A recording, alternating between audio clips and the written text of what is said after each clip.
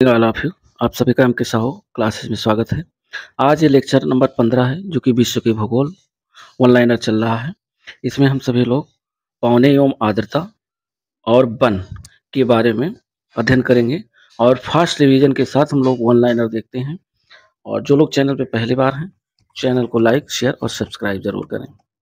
तो देर न करते हुए वीडियो को शुरू करते हैं। और ये टॉपिक बहुत ही इंपॉर्टेंट है, यहाँ से लगभग में हर एग्जामों में क्वेश्चन देखने को मिलते हैं। तो पवन एवं आर्द्रता तथा वन, इसमें देखते हैं। जो पहला पॉइंट है, कह रहा है दक्षिणी गोलार्ध। दक्षिणी गोलार्ध में हवाओं के बाईं ओर विचलन, दक्षिणी गोलार्ध में हवाओं के बाईं ओर विचलन का जो कारण है वो क्या कारण है कि जो दक्षिणी गोलार्ध में हवाएं बाईं ओर विचलित होती हैं तो वो है पृथ्वी के घूर्णन के कारण। पृथ्वी जो घूर्णन करती है उसी के कारण जो है हवाओं के बाईं ओर विचलन होता है। ये दक्षिणी गोलार्ध की बात है। जैसे दो गोलार्ध होते हैं, ये आपका उत्तरी गोलार्ध है और नीचे का जो है दक्षिणी गोलार्ध है। अगला पॉइंट है कि चालीसा पौने, जो चालीसा पौने हैं ये किस महासागर में प्रवाहित होती हैं? तो ये प्रवाहित होती है हिंद महासागर में, यानी चालीसा पौने जो है ये हिंद महासागर में बहती है। आगे देखिए, अगला पॉइंट कह रहा है कि उच्च दाब क्षेत्र से भूमध्य रेखा की ओर चलने वाली पौने, यानी उच्च दाब क्षेत्र से भूमध्य रेखा की ओर चलने वाली जो पौने हैं उन्हें किस नाम से जाना जाता है? तो उन्हें व्यापारिक पौने के नाम से जाना जाता है। वेरी वेरी इंपॉर्टेंट पॉइंट है, ध्यान रखिएगा। अगला पॉइंट कह रहा है कि गर्म एवं शुष्क पवन जोड़ा को एंडीज के मैदानी भागों में किस नाम से जाना जाता है? तो एंडीज के मैदानी भागों में उसे शीतफान के नाम से जाना जाता है। यानी गर्म एवं शुष्क पवन का जो जोड़ा है वो एंडीज के मैदानी भागों में शीतफान के नाम से जाना जाता है। इंपॉर्टेंट पॉइंट है। अगला पॉइंट है जो कि वेरी वेरी इंपॉर्टेंट है, कह रहा है दोनों गोलार्ध, यानी दोनों गोलार्ध का मतलब उत्तरी गोलार्ध और दक्षिणी गोलार्ध। तो उत्तरी गोलार्ध और दक्षिणी जो गोलार्ध है उसमें 30 डिग्री से 35 डिग्री अक्षांश से लेकर 30 से 35 डिग्री अक्षांश से लेकर 60 से 65 डिग्री अक्षांश की ओर चलने वाली जो स्थानीय पवनें हैं उन्हें किस नाम से जानते हैं? तो उन्हें पछुआ पवन के नाम से जानते हैं। वेरी इंपॉर्टेंट पॉइंट है, ध्यान रखना है कि दो जो गोलार्ध हैं, उत्तरी गोलार्ध में 30 से 35 डिग्री अक्षांश से लेकर 60 से 65 डिग्री अक्षांश के ओर चलने वाली जो स्थानीय पवनें हैं उन्हें पछुआ पवन के नाम से जाना जाता है। बहुत इंपॉर्टेंट पॉइंट है। अगला पॉइंट कह रहा है कि संयुक्त राज्य अमेरिका की अगर बात करें कि संयुक्त राज्य अमेरिका के मध्य मैदानों पर चिनूक हवाओं के प्रभाव से सर्दियों में तापमान बढ़ जाता है। तो ये है, ऐसे ही सवाल पूछ सकता कि चिनूक हवाएं हैं ये कहाँ चलती हैं? तो संयुक्त राज्य अमेरिका में। और इससे क्या होता है? तो जो सर्दियों के मौसम में यहाँ का तापमान क्या होता है? इससे टेम्परेचर बढ़ जाता है। अगला है कोरियोलिसिस बल की खोज किसने की थी? तो इम्पोर्टेंट पॉइंट है, ध्यान रखिएगा। कोरियोलिसिस बल की खोज जीवी कोरियोलिसिस ने की थी, यानी इन्हीं के नाम पर इस बल का नाम पड़ा।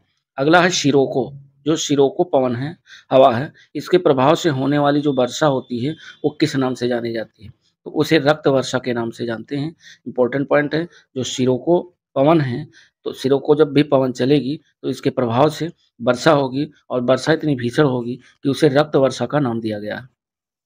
अगला जो पॉइंट है वो ये कह रहा है कि स्थानीय पौने ग्रीष्म ऋतु में 6 माह, ग्रीष्म ऋतु के 6 माह समुद्र से स्थल की ओर बहती हैं।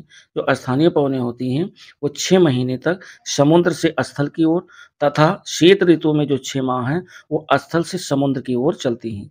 तो ये ध्यान रखिएगा, इंपॉर्टेंट पॉइंट है। जो स्थानीय पवनें हैं उनकी बात हो रही है कि 6 माह जो है समुद्र से स्थल की ओर, जो कि ग्रीष्म ऋतु में, और शीत ऋतु में क्या होता है कि 6 महीने तक ये स्थल से समुद्र की ओर चलते हैं। क्वेश्चन ऐसे बन सकता है कि ये बताइए कि स्थल से समुद्र की ओर जो स्थानीय पवनें बहती हैं वो किस ऋतु में बहती हैं? तो ये बहती हैं शीत ऋतु में। और कितने माह तो नहीं पूछेगा, लेकिन ऋतु जरूर पूछ सकता है। या ऐसे सवाल पूछ सकता है कि समुद्र से स्थल की ओर जो पवनें बहती हैं वो किस ऋतु में बहती हैं, तो ग्रीष्म ऋतु में। और ये पवनें कौन सी हैं, ये स्थानीय पवनें हैं। अगला पॉइंट कह रहा है कि डॉक्टर हवा, डॉक्टर हवा को किस नाम से जाना जाता है, उसे हरमट्टन पवन के नाम से जाना जाता है डॉक्टर हवा को। वेरी वेरी इंपॉर्टेंट पॉइंट है। अगला है रोन नदी, रोन नदी से जो है भूमध्य सागर तक प्रवाहित होने वाली जो है पवन है, तो ये कौन सी नदी है, रोन नदी। रोन नदी से भूमध्य सागर तक प्रवाहित होने वाली मृष्टल पवन जो है वो किस प्रकार की पवन है, तो जो मृष्टल पवन है उसे ठंडी ध्रुवीय पवन के नाम से जाना जाता है। मृष्टल पवन को ठंडी ध्रुवीय पवन के नाम से भी जाना जाता है और ये रोन नदी से भूमध्य सागर तक प्रवाहित होती है।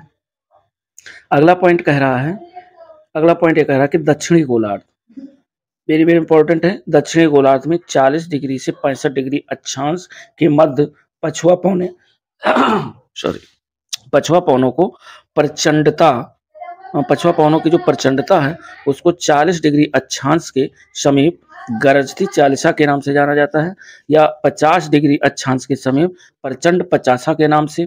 और जो 60 डिग्री अक्षांश पर बहती हैं तो उन्हें, उनके जो समीप बहती हैं उन्हें चीखती साठा के नाम से जाना जाता है। क्वेश्चन कई बार पूछा गया है कि जो है गरजती चालिसा या प्रचंड पचासा या चीखती साठा ये किस जो है गोलार्ध में बहती हैं, तो ये दक्षिणी गोलार्ध में बहती। या दक्षिणी गोलार्ध की ऐसे इनको दे दिया, चीखती साठा, प्रचंड पचासा या गरजती चालिसा, तीन ये दे दिया, एक अलग दे दिया और पूछ लिया कि ये बताइए इसमें जो है दक्षिणी गोलार्ध की कौन सी पवन नहीं है, तो ये ध्यान रखिएगा, गरजती चालिसा, प्रचंड पचासा और जब 60 पे है तो चीखती साठा के नाम से जो बहने वाली पवनें हैं वो किस गोलार्ध में प्रवाहित होती हैं, तो ये दक्षिणी गोलार्ध में बहती हैं।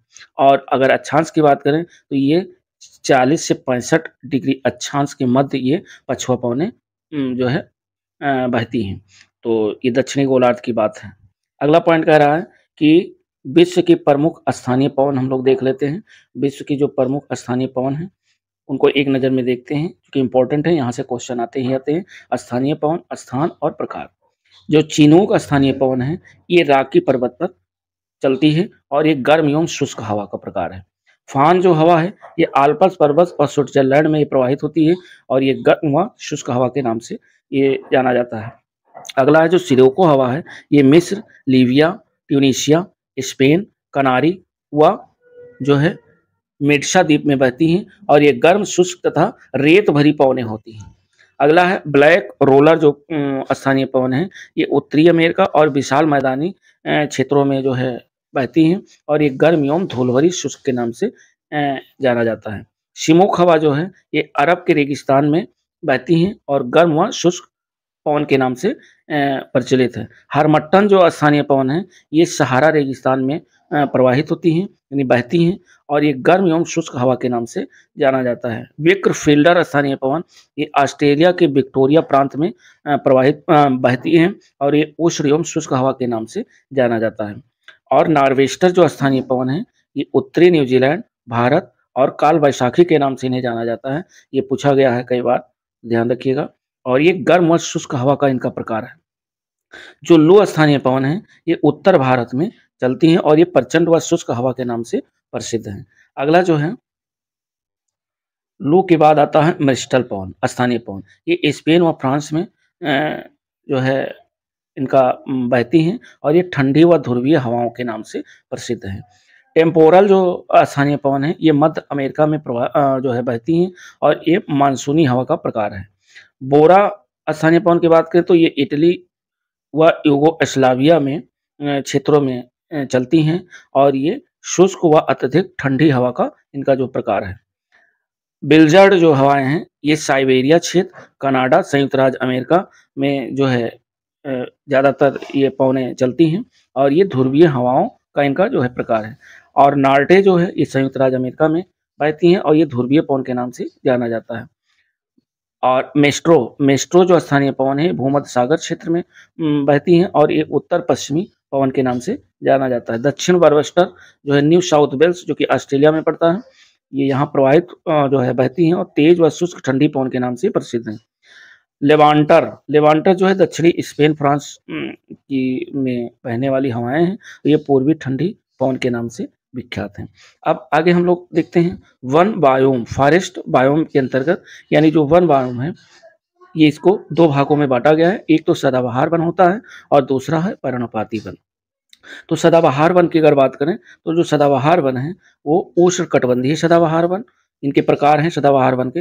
दूसरा है मध्य अक्षांशीय सदाबहार वन, तीसरा है भूमध्य सागरीय सदाबहार वन और चौथा है शंकुधारी वन। ये सदाबहार वन के प्रकार हैं, 4 प्रकार हैं और ये चारों के नाम अब दिए गए हैं। अगला जो है पर्णपाती वन, पर्णपाती वन 2 तरीके के होते हैं और ये मध्य अक्षांशीय पर्णपाती वन, दूसरा है उष्णकटिबंधीय पर्णपाती वन अथवा जिन्हें मानसूनी वन के नाम से जाना जाता है। अब वन से रिलेटेड कुछ क्वेश्चन देख लेते हैं। पॉइंट है, पहला पॉइंट है कि पृथ्वी पर अधिकांश जो है सघन वन ये कहाँ पाए जाते हैं। वेरी वेरी इंपॉर्टेंट पॉइंट है, कई बार एक क्वेश्चन पूछा गया है कि पृथ्वी पर जो अधिकांश सघन वन है ये विषुवत रेखा के पास पाए जाते हैं, ये ध्यान रखिएगा।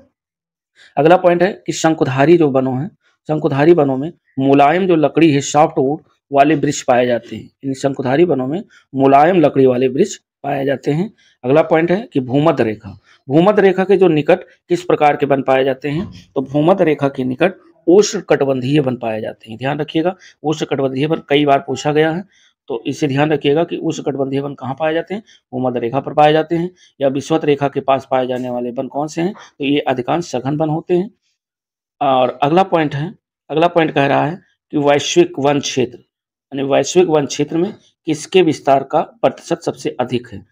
विश्व के वनों में अगर देखा जाए सबसे ज्यादा विस्तार किसका है, तो सबसे ज्यादा जो विस्तार है वो शीतोष्ण शंकुवृक्षी वनों का सबसे ज्यादा विस्तार पाया जाता है।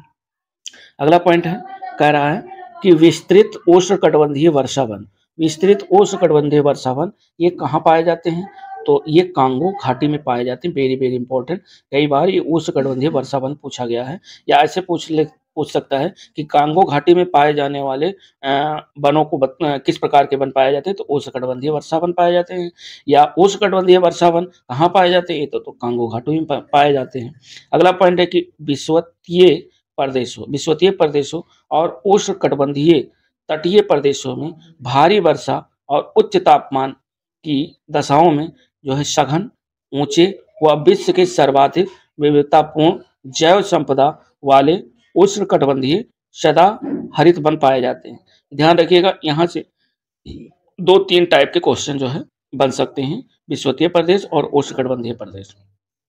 अगला पॉइंट हम लोग देखते हैं, क्योंकि विश्व में सबसे अधिक यानी विश्व में सबसे बड़े व घने वन किस देश में पाए जाते हैं, तो विश्व में सबसे बड़े व घने जो वन पाए जाते हैं वो ब्राजील में पाए जाते हैं। वेरी वेरी इंपॉर्टेंट पॉइंट है, और सबसे बड़े वृक्ष भी ब्राजील में पाए जाते हैं, सबसे घने वन जो हैं वो भी ब्राजील में ही पाए जाते हैं। अगला पॉइंट कह रहा है कि विश्व में जो है ईंधन कॉस्ट, विश्व में ईंधन कास्ट का सबसे बड़ा जो उत्पादक देश है वो कौन सा है, तो विश्व में ईंधन कास्ट का सबसे बड़ा उत्पादक देश की बात हो रही है, तो ये है इंडोनेशिया। इंपॉर्टेंट पॉइंट है, ध्यान रखिएगा। अगला है डेलवर्जिया प्रजाति, डेलवर्जिया प्रजाति किस वनस्पति से संबंधित है, ये वनस्पति का नाम पूछ रहा है कि डेलवर्जिया जो प्रजाति के वन है वो किस वनस्पति से संबंधित है, तो वो संबंधित है शीशम से। अगला पॉइंट कह रहा है कि मुलायम लकड़ी व लकड़ी की लुगदी का सबसे बड़ा जो उत्पादक, सबसे ज्यादा उत्पादन भी करता है और सबसे ज्यादा निर्यात भी करता है, वो कौन सा देश है, वो है कनाडा देश।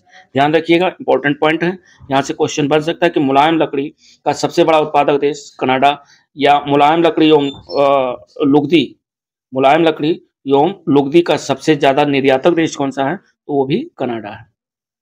अगला पॉइंट है, कह रहा है कि भूमध्य सागरीय वन, भूमध्य सागरीय वन किस उत्पादन के लिए प्रसिद्ध हैं, तो ये प्रसिद्ध है खट्टे फलों के उत्पादन के लिए। जो भूमध्य सागरीय वन प्रदेश हैं ये आपके खट्टे फलों के लिए सबसे ज्यादा प्रसिद्ध है। वेरी वेरी इंपॉर्टेंट, पूछा गया है क्वेश्चन। टुंड्रा प्रदेश, टुंड्रा प्रदेश का मुख्य खाद्य पदार्थ क्या है, तो टुंड्रा प्रदेश का मुख्य खाद्य पदार्थ जो है वो है शील मछली। टुंड्रा प्रदेशवासी सबसे ज्यादा शील मछली को खाते हैं। अगला पॉइंट हम लोग देखते हैं कि विश्व के वनों का वर्गीकरण हम लोग देख लेते हैं एक नजर में। विश्व में जो वन हैं उनका वर्गीकरण किस प्रकार किया गया है, तो वन के प्रकार, वर्षा की मात्रा और प्रमुख वनस्पतियां। उष्णकटिबंधीय सदाबहार वन एवं अर्ध सदाबहार वन की बात करें, जो प्रकार हैं इनके लिए जो वर्षा की मात्रा है, पूछ लेता है कि उष्णकटिबंधीय सदाबहार वन के लिए जो वर्षा की मात्रा वो कितना होना चाहिए, तो 200 सेंटीमीटर से अधिक का वर्षा होना चाहिए। और इन क्षेत्रों में जो उष्णकटिबंधीय सदाबहार वन वाले जो क्षेत्र हैं, वहाँ कौन-कौन सी वनस्पतियाँ पाई जाती हैं, तो एविनो, सिनकोना, कायल या महोगनी, रोजवुड और साइडर नामक जो है वनस्पतियाँ वृक्ष पाए जाते हैं। अगला जो है वो आपका है उष्णकटिबंधीय आर्द्र शुष्क पर्णपाती वन। इनके लिए अगर वर्षा की बात करें तो 100 से 200 सेंटीमीटर तक की वर्षा होनी चाहिए। और यहाँ के जो वृक्ष पाए जाते हैं वो टीक, साल, सागवान, शीशम, पीपल, नीम, बेल और अमलतास, पलास ऐसे वृक्ष पाए जाते हैं। पर्वतीय वन की बात करें तो यहाँ के जो वन हैं वो देवदार और चीड़, पाइन और स्प्रूस और लार्च ऐसे वन के जो प्रकार हैं वो पर्वतीय वनों में देखने को मिलते हैं। अगला है पर्वतीय वन के बाद में अगला है कटीले। अगला जो पॉइंट है वो कह रहा है कटीले। तो कटीले एवं मरुस्थलीय वन की अगर बात करें तो यहाँ की जो वर्षा है वह 60 से 100 सेंटीमीटर या 40 सेंटीमीटर से कम वर्षा होनी चाहिए। और यहाँ ऐसे पेड़ जो उगते हैं, नागफनी है या कटीली झाड़ियाँ हैं या खजूर है, खैर है, बबूल है, नीम है और कीकड़ ऐसी वनस्पतियाँ जो है कटीले मरुस्थलीय वनों के प्रकार में आती हैं। सवाना वन की बात करें तो यहाँ की जो वर्षा होती है 40 से 60 सेंटीमीटर और यहाँ की जो वनस्पतियाँ हैं वो छोटे-छोटे वृक्षों के साथ घास के मैदान पाए जाते हैं। और लास्ट जो पॉइंट है आपका वो है मैंग्रोव वन। मैंग्रोव वन कई बार पूछा गया, ध्यान रखिएगा, वेरी वेरी इंपॉर्टेंट पॉइंट है। मैंग्रोव वन की अगर बात करें तो यहाँ सुंदरी के पेड़ पाए जाते हैं और सबसे ज़्यादा मैंग्रोव का भारत में अगर देखा जाए तो आपके पश्चिम बंगाल में सबसे ज़्यादा मैंग्रोव वनस्पतियाँ पाई जाती हैं। तो ये रहा जो है दोस्तों, इसमें हम लोगों ने पौने एवं आर्द्रता तथा वन को कवर किया। और अब ज़्यादा से ज़्यादा वर्ड ज्योग्राफी में हमें लग रहा है कि 2 या 3 लेक्चर आएँगे और उसमें हम लोग विश्व के भूगोल को कंप्लीट कर लेंगे। उसके बाद पर्यावरण एवं पारिस्थितिकी के मुश्किल से 3 या 4 लेक्चर बनेंगे क्योंकि छोटा टॉपिक है और वहाँ से क्वेश्चन बहुत आते हैं, तो उसको कवर कर लेते हैं। उसके बाद हम लोग साइंस और हिस्ट्री पे चलेंगे। और ये आपके जो ऑब्जेक्टिव क्वेश्चन आ रहे हैं, क्योंकि ये वन लाइनर आप पढ़ेंगे फिर ऑब्जेक्टिव हल करेंगे तो आपका आसानी से कवर भी हो जाएगा और आप आसानी से कर भी सकते हैं। तो मिलते हैं नेक्स्ट वीडियो के साथ, तब तक के लिए दोस्तों नमस्कार और चैनल को सब्सक्राइब जरूर करें।